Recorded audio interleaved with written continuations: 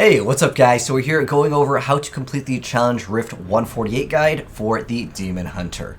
So as far as the build goes, it's going to be a Marauder set build, so it's a pet build for the Demon Hunter. And I'll mouse over the pieces of gear, and then I'll mention the more important things. So it is very squishy, however, Raps of Clarity can kind of help out with that.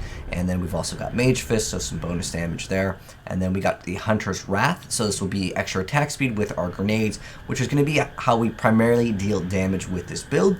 Technically, you will get better scaling with your cluster arrow.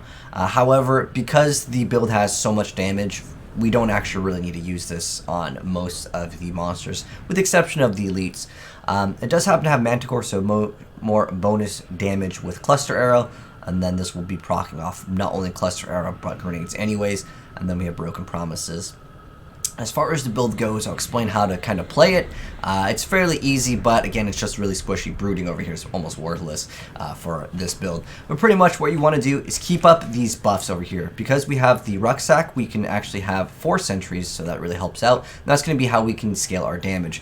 The grenades will do enough damage pretty much on their own to clear content, but again, you can activate Cluster Arrow if you want to eliminate maybe an elite pack if there happens to be very high density. But again, just keep up the Raps of Clarity buff and you'll be a-okay. You can activate these if you want to. It's kind of unnecessary. I will activate Shadow Power once in a while so I can have extra regen, but it's not something that's super important. So as soon as you go in, make sure you keep up Raps of Clarity. Make sure you also keep up the sentry count over here.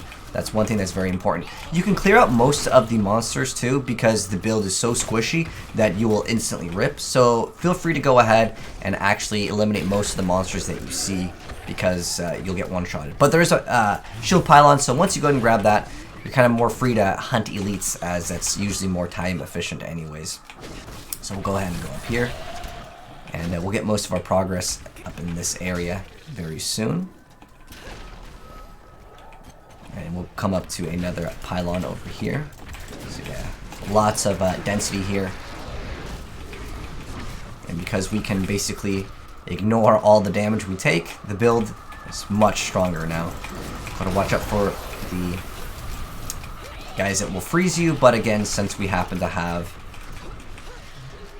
the shielding, it makes things so much easier. And make sure you pick up the globes. It will give you some extra discipline as well, and we can take the conduit now and just melt this guy with the cluster arrow. It's a fairly easy run. Again, the only downside is how squishy the build is.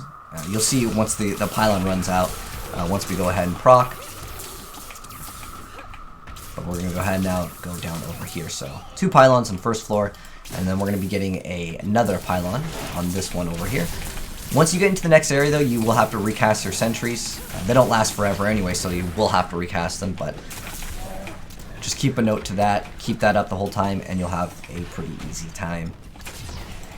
Go up to another elite pack over here, and you want to be kind of careful, because again, I keep on repeating myself, but the build is squishy. Out of nowhere, you'll just get one shot, and you'll be like, what the heck? You want to go ahead and go towards this left upper area, because if you go towards the bottom, well, it's going to be a dead end.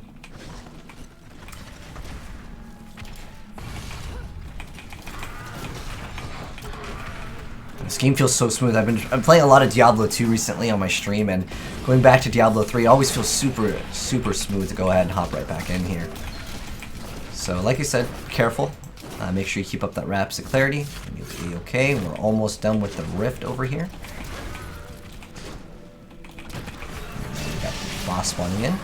And so if you want to, you can go ahead and preemptively like shoot the cluster arrow, so as soon as he actually spawns in, we'll be able to melt him quite fast. So there's our time at 2:32, and we'll go and see what we got on the leaderboard from the first clear. So 2:30 is going to put us, where is it? At least top 100.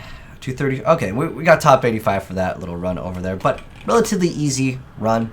But anyways, hope that this video helped you guys out if you guys were having trouble clearing it. Again, it just really comes down to making sure you try to eliminate most of the enemies once that shielding pylon wears off. But thanks for tuning in, guys. Hopefully you enjoyed the video, and if you did, drop a like on it. And if you are new here, want to keep up to date with the Diablo Challenge list, as well as other action RPGs and other gaming content, hit subscribe, turn that bell, and you'll definitely see more.